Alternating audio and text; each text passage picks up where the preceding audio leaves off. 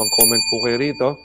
Anong mga kalye sa inyong mga barangay ang paulit-ulit na lang na binabaha? So please, mag-comment po kayo. Huwag po kayong mahiya. Yan, Barangay San Perfecto po, Mayor Lagimba, San Joaquin Streets, F. Manalo. Mataas din po ang tubig po dyan. No?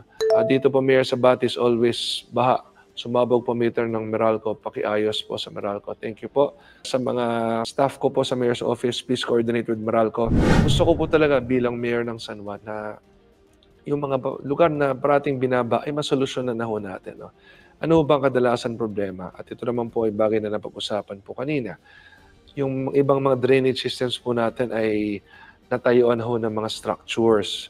Yung iba ho, may nakatira na, meron pong mga bahay na.